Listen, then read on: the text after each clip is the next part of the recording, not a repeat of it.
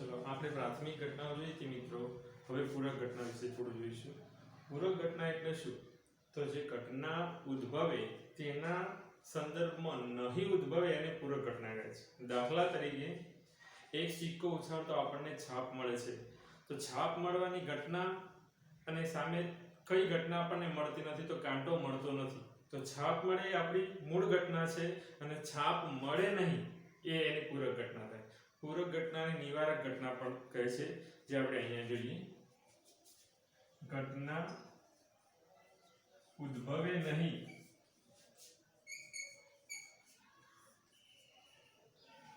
તેને પૂરક ઘટના અથવા ઘટના એની પૂરક ઘટના કહે છે. ઘટના આપણે કોઈ અંગ્રેજી અક્ષર ધારી લઈએ. ઘટના ઉદ્ભવે નહીં એટલે કે ઘટના એ ઉદ્ભવે નહીં એમ લખીએ. ઘટના એ ઉદ્ભવે નહીં તેને ઘટના એ ઉદ્ભવે નહીં તેને ઘટના એની પૂરક ઘટના કહે છે. તેને સંકેતમાં a ડેશ a બાર અથવા a ડેશ વડે દર્શાવે છે. પૂરક ઘટના દર્શાવે છે. એક ઉદાહરણ દ્વારા સમજીએ આપણે. એક બીજું ઘટના અને જેમ પ્રાથમિક ઘટના કોઈ પણ પ્રયોગની જે પ્રાથમિક ઘટનાઓથી બધી પ્રાથમિક ઘટનાઓની સંભાવનાઓનો સરવાળો કેટલો હતો? 1. તો એ રીતે ઘટના અને પૂરક ઘટના એ બંનેનો સરવાળો પણ 1 થાય. તો એ નિયમ પહેલા લખી દઈએ, પછી પૂરક ઘટના વિશે આગળ જોઈએ. તો ઘટના અને તેની પૂરક ઘટનાની સંભાવનાનો સરવાળો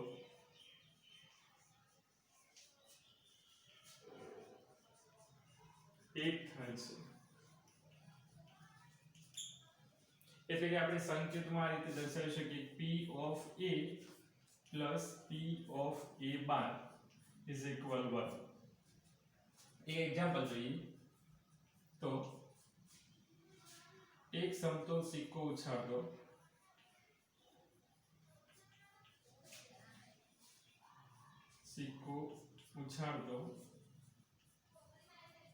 તેના પર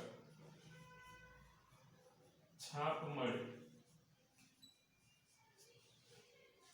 અને છાપ મળે નહીં, અથવા છાપ મળે અને છાપ મળે નહીં એટલે ઘટનાને પૂરક ઘટના થાય. અથવા તમે એમ લખો કે છાપ મળે તેની પૂરક ઘટના શોધો તો પણ લખી શકાય. તો છાપ મળે તેની પૂરક ઘટના શોધો. તો જો એક સિક્કો ઉછાળતો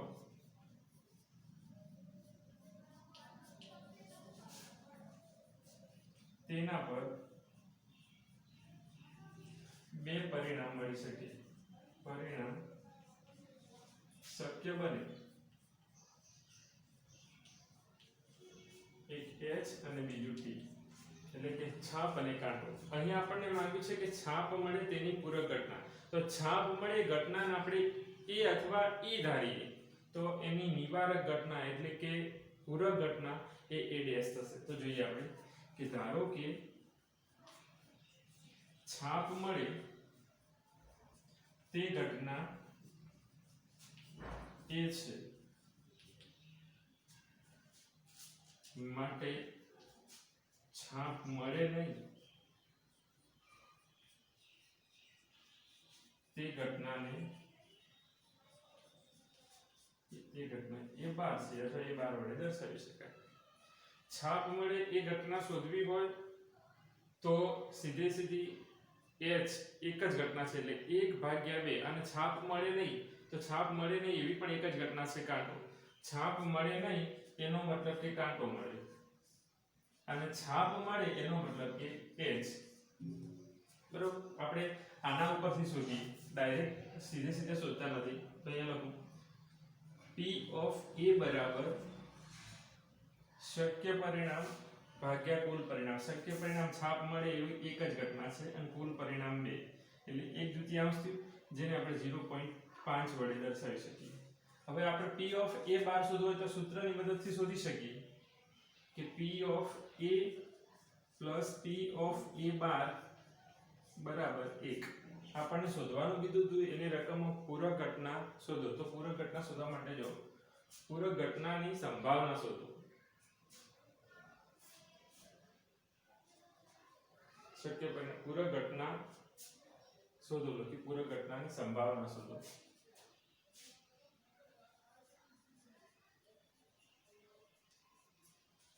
ઓકે, તો ચલો જો પૂરક ઘટનાની સંભાવના એટલે p ઓફ a આપણે 0.5 મળ્યા, p ઓફ a બાર ખબર નથી આપણને અને 1, તો p of a bar equal 1 minus 0.5 એટલે કેટલા થશે?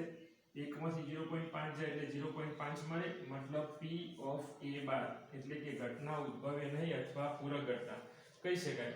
માટે પૂરક ઘટના ની સંભાવના 0.5 થાય. તમે એકવાર ધ્યાનથી સમજી લો પછી બીજું ઉદાહરણ આપણે જોઈએ.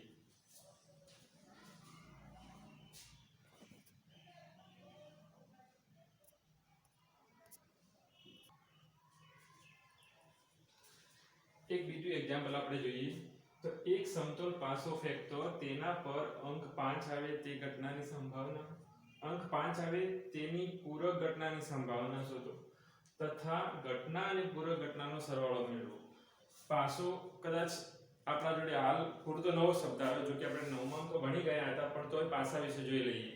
આપણે જે સાપસીડીની રમત રમવા માટે ઉપયોગ કરીએ છીએ ને એ પાસો. તો પાસાને કુલ 6 સપાટી હોય જેના ઉપર 6 અંકો, જે એના 6 પરિણામ થાય. હું અહીંયા લખું કે એક પાસા પર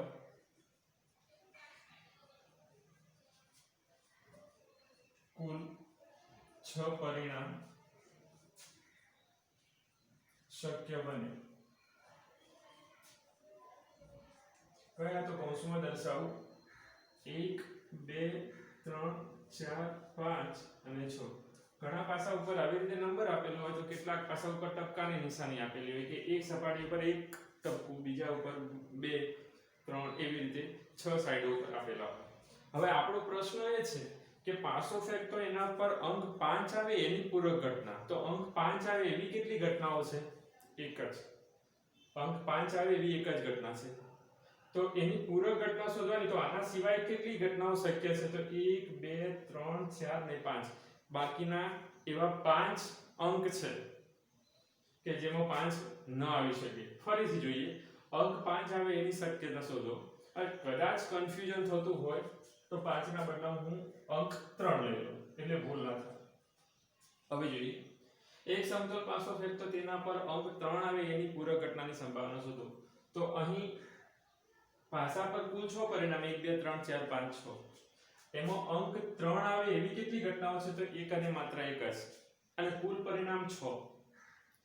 જ્યારે એની પૂરક ઘટના શોધવાની તો 3 ન આવે એવી કેટલી ઘટનાઓ છે? તો 1 2 3 4 અને 5 ઘટનાઓ થાય.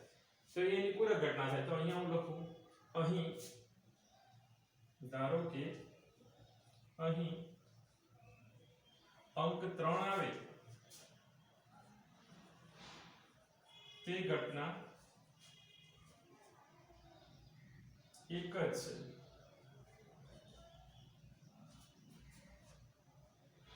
જેને ઈ ધારીએ અથવા જે ઈ છે એમ પણ કહી શકાય. તેની પૂરક ઘટના એટલે કે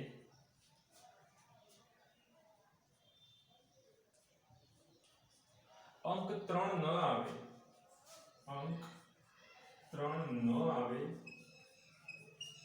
તેવી 5 ઘટનાઓ છે.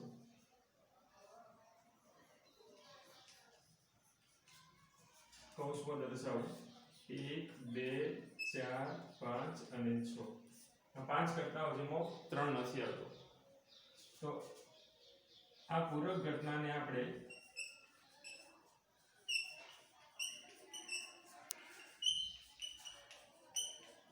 E ડેશ વડે દર્શાવીએ અથવા ધારીએ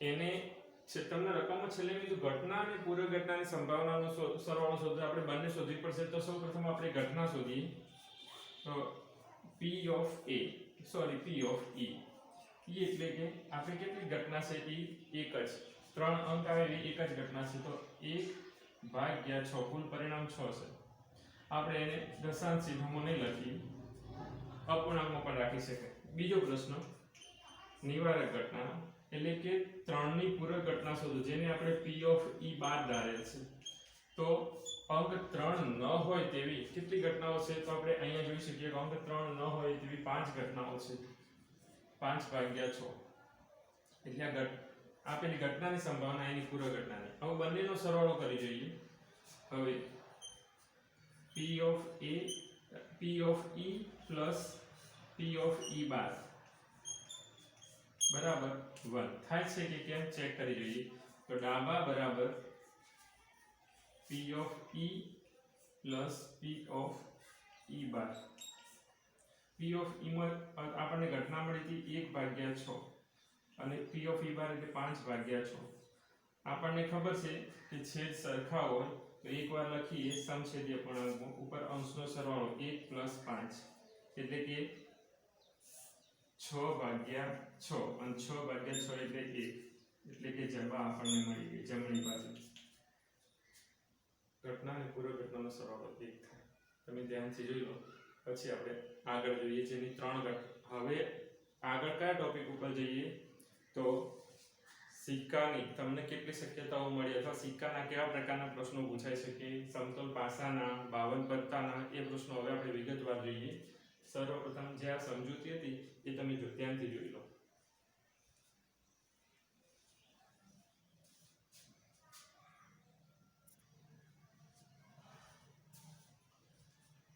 આપણે સનાતન સત્ય ઘટના વિશે જોઈ લઈએ કે સનાતન સત્ય ઘટના એટલે કેટલીક એવી પણ ઘટનાઓ હોય છે કે જેની સંભાવના હંમેશા સાચી જ હોય દાખલા તરીકે આપણે એક ઉદાહરણ જોઈએ કે ભાઈ સૂર્ય પૂર્વમાં ઉગે છે તો સૂર્ય પૂર્વમાં ઉગે એ વિધાન સનાતન સત્ય છે માટે એની સંભાવના 1 થાય એવું કોઈ પણ તમે બીજું વિધાન બોલો જે હંમેશા માટે સનાતન સત્ય હોય તો એની સંભાવના 1 બીજું જોઈએ તો કે સૂર્ય પશ્ચિમમાં આથમે છે ધ્રુવનો તારો ઉત્તર દિશામાં ઉગે છે આવી ઘણી બધી હકીકતો અથવા ઘણા બધા વિધાન એવા છે જે સનાતન સત્ય છે તો એની સંભાવના આપણે 1 કહી શકીએ જોઈએ જે ઘટના સનાતન સત્ય હોય તેની સંભાવના 1 થાય તો આ મુદ્દા થોડા ધ્યાનમાં રાખીશું આપણે કારણ કે આમાંથી 1 માર્ક્સના ટૂંકા પ્રશ્નો પૂછાઈ શકે તો સનાતન સત્ય ઘટના અહીંયા લખું જે ઘટના સનાતન સત્ય હોય અથવા હંમેશા સત્ય એમ પણ શબ્દ વાપરી શકાય સનાતન સત્ય હોય તેની સંભાવના 1 થાય એક ઉદાહરણ લખી દઈએ એક્ઝામ્પલ તરીકે સૂર્ય પૂર્વમાં ઉગે છે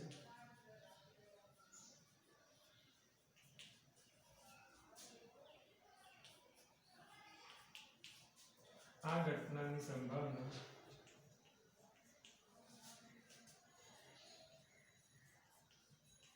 છે એવી રીતે બધા વધારે ઉદાહરણ નહીં લખું બીજી અશક્ય ઘટના એક જોઈ લઈએ અશક્ય ઘટના અશક્ય અથવા અસત્ય પણ કહી શકાય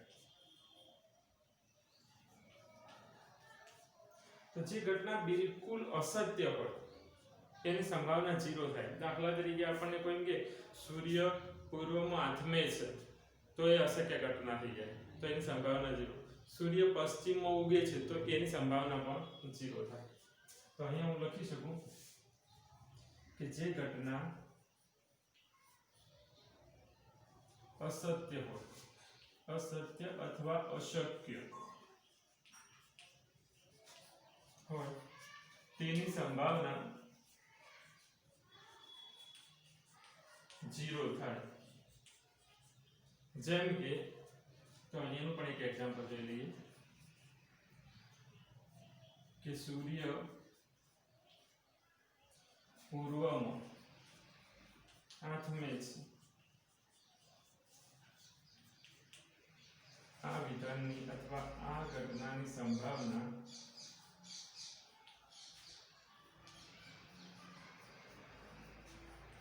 ઝીરો છે. ઓકે,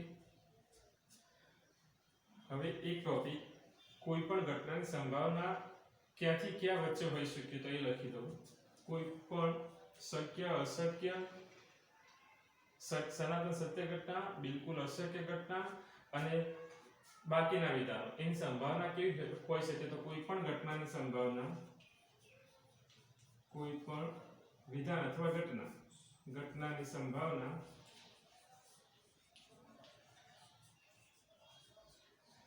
ઝીરો કે ઝીરોથી મોટી અને એક કે એકથી નાની, એટલે કે આપણે આ રીતે સિમ્બોલ દ્વારા દર્શાવી શકીએ કે zero less than or equal P of E greater than P of E ની સંભાવના તો 0 થી ગ્રેટર ધેન ઓર ઇક્વલ અથવા 1 થી લેસ ધેન ઓર ઇક્વલ, એટલે કે 0 અથવા 0 થી મોટી અને 1 થી નાની હોઈ શકે. જો બિલકુલ અશક્ય ઘટના હોય તો સંભાવના 0, સનાતન સત્ય ઘટના હોય તો સંભાવના 1 અને બાકીના વિધાનોની સંભાવના 0 અને 1 ની વચ્ચે હોઈ શકે છે. હવે આપણે સિક્કા વિશે થોડું જોઈએ. તો સિક્કો આપણા જોડે 3 ખાસ પ્રકારો આપે છે, એના પર પરિણામો જોવાના છે. તો એક સિક્કો ઉછાળી તો એના પર કેટલા પરિણામ મળે, એના કેવા પ્રશ્નો પૂછાઈ શકે. 2 સિક્કા એક સાથે ઉછાળીએ, 3 સિક્કા, તો એની કેટલા પરિણામ મળે, કેટલી સંભાવનાઓ અથવા કેવા પ્રશ્નો હોઈ શકે એની ચર્ચા કરીએ. તો સિક્કાને સૌપ્રથમ 2 પાસા હોય, એટલે કે 2 બાજુ હોય, 2 સાઈડ હોય. એકને આપણે છાપ અને બીજાને કાંટો એટલે કે હેડ અને ટેલ દ્વારા દર્શાવી શકીએ છીએ. તો સિક્કાના 1 હોય, 2 હોય, 3 હોય, સંખ્યા પ્રમાણે એના કુલ પરિણામ શોધવાનું સૂત્ર તમને લખાવી દઉં. તો એક સિક્કો ઉછાળતો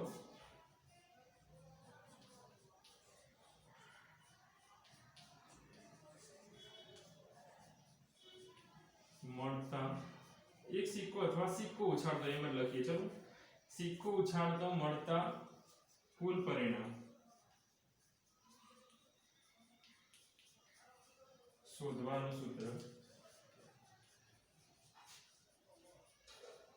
એટલે કે 2 ની n ઘાત 2n. 2 એ શું બતાવે છે તો સિક્કાની 2 બાજુઓ, n એટલે સિક્કાની સંખ્યા, એની આપણે ચોખવટ કરી દઈએ કે અહીં 2 એટલે સિક્કાની બાજુઓ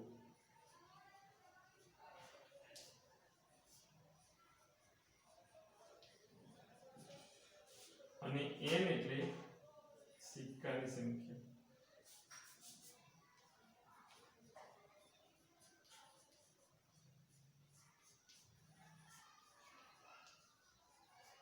હવે આ સૂત્રની મદદથી તમે 1 સિક્કો, 2 સિક્કો, 3 સિક્કોની ઘટનાની સંભાવના ફટાફટ શોધી શકો. દાખલા તરીકે 1 સિક્કો ઉછાળીએ તો 2 ની 1 ઘાત, 2 ની 1 ઘાત એટલે 2 થાય. 2 સિક્કા ઉછાળીએ તો 2 ની 2 ઘાત, એ પ્રમાણે શોધી શકાય. 2 ઉદાહરણ જોઈએ પછી આગળ. 1 સિક્કો ઉછાળતો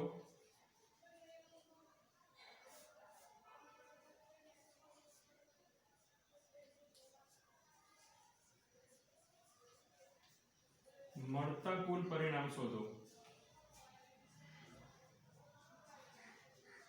તો કુલ પરિણામ શોધવા માટે 2 ની n ઘાત, આપણે કેટલા સિક્કા, અહીંયા પ્રશ્ન પૂછેલો છે 1 સિક્કો ઉછાળતો, તો અહીંયા આપણે લખીશું કે 2 ની 1 ઘાત, 2 ની 1 ઘાત એટલે 2 થાય. તો કયા 2 પરિણામ મળે, કૌંસમાં હું દર્શાવું, h અને કાં તો છાપ મળે અથવા કાંટો મળે. બરાબર, ધ્યાનથી જોઈ લો. પછી આગળ બીજો પ્રશ્ન જોઈએ આગળ, અથવા 2 સિક્કા જોઈએ.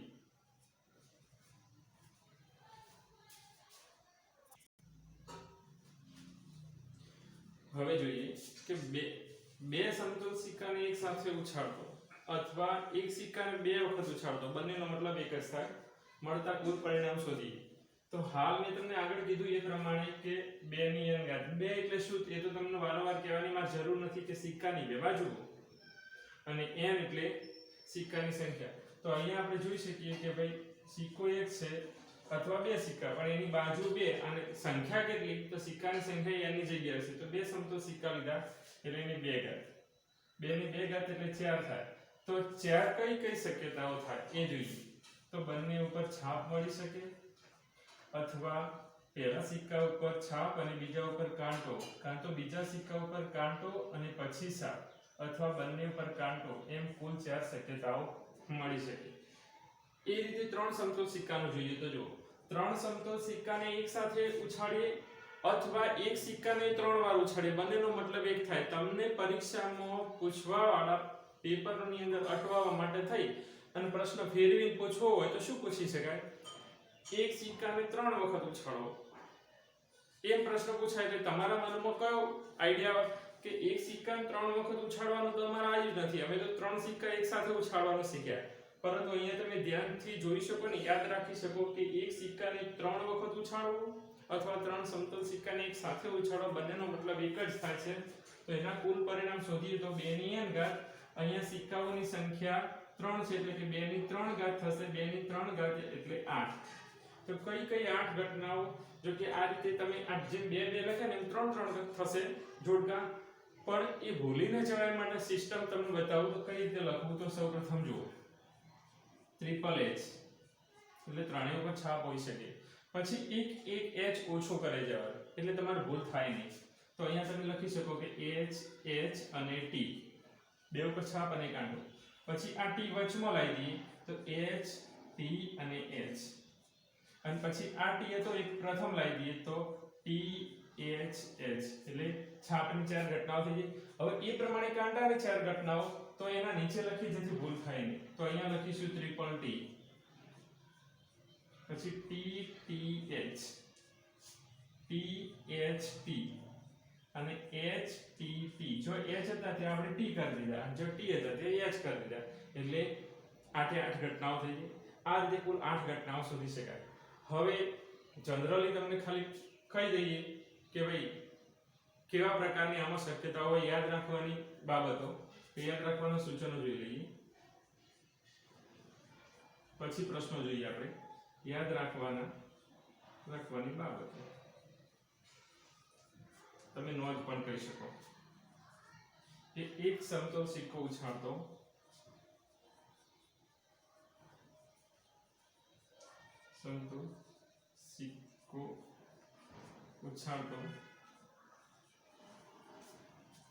બે પરિણામ મળે છે.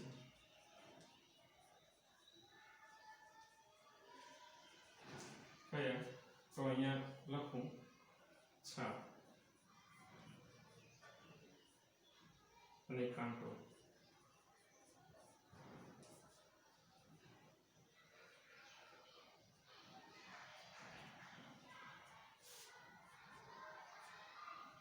ચલો બીજું જોઈએ. આ તમે જોયું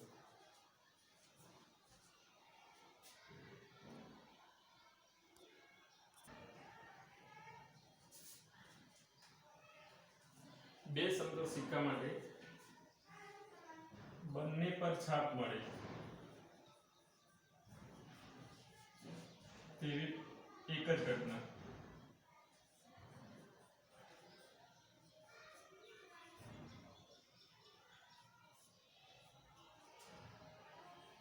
એક જ ઘટના છે h પાછળ લખવાની જગ્યાએ વચ્ચે લખી. એક વખત છાપ મળે તેવી બે ઘટનાઓ છે.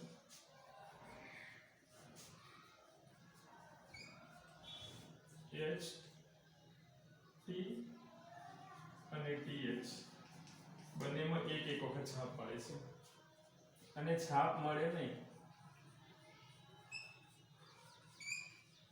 તેવી એક જ ઘટના છે.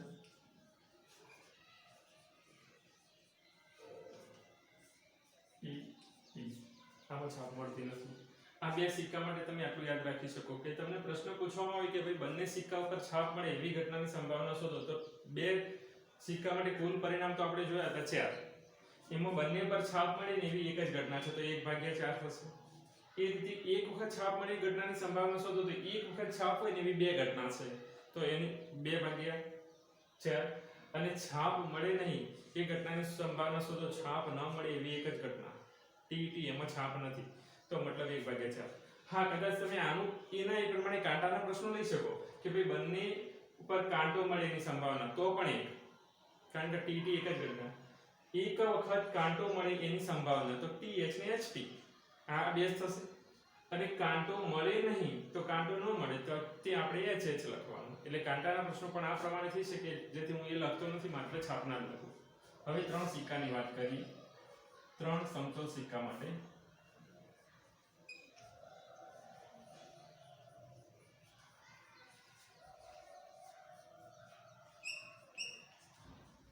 તો આપણને ખબર છે કે 3 સમતોલ સિક્કા માટે કુલ 8 પરિણામ છે જેમાંથી યાદ રાખવાની બાબતો તો ત્રણેય પર છાપ મળે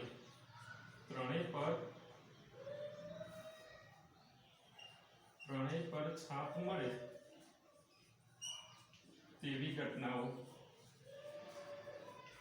એક જ છે કઈ જે તમે સમજી શકો છો કે H અને H એક વખત છાપ મળે અથવા બે વખત છાપ મળે એવી 3 ઘટનાઓ છે. બે વખત છાપ મળે તેવી 3 ઘટનાઓ છે.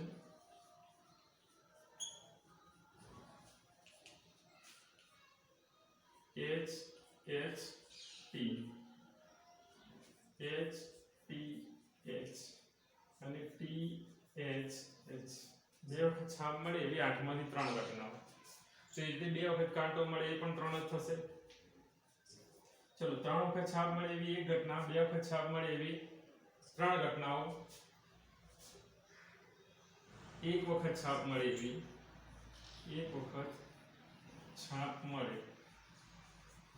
તેવી પણ 3 ઘટનાઓ છે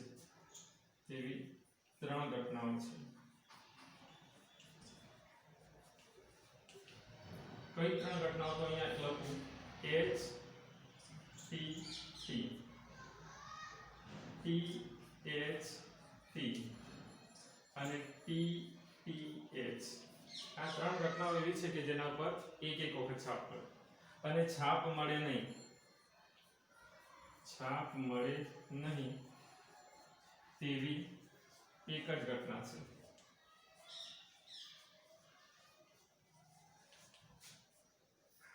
તો T અને T આની પર છાપ મળતી નથી. ટોટલ જો 8 ઘટનાઓ થઈ ગઈ 3 3 6 7 ને 8 ઘટનાઓ એટલે આ બધા એના પ્રાથમિક ઘટનાઓ થઈ બરાબર. આના આ જ પ્રમાણે તમે કાંટાના પણ પ્રશ્નો બનાવી શકો કે ત્રણેય વખત કાંટો મળે એની સંભાવના એક જ છે કઈ તો T બે વખત છાપ મળે એના બદલે તમે બે વખત કાંટો મળે એની સંભાવના શોધવાની હોય તો H ની જગ્યાએ T કરી દેવાના T ની જગ્યાએ H કરી દેવાના એટલે કે T TH TH T H T T એવી રીતે એક વખત છાપ મળે એવી 3 ઘટનાઓ છે. એક વખત છાપ હોય એવી 3 ઘટનાઓ લખી 8 માંથી એક રીતે તમે એક વખત કાંટો મળે એવી 3 ઘટનાઓ લખવી હોય તો H ની જગ્યાએ T અને T ની જગ્યાએ H કરી દેવાના અને એવો છેલ્લો પ્રશ્ન બને કે ભાઈ છાપ મળે નહીં તો એ રીતે આપણે પ્રશ્ન બનાવી શકીએ કે કાંટો મળે નહીં એવી એક જ ઘટના છે તો કાંટો મળે નહીં એવી તો આ ઘટના અહીંયા લખી દેવાની H એમાં કાંટો ન મળે બરાબર આ યાદ રાખવાની. હવે એના પ્રશ્નો જે આપણે આગળ જોઈશું.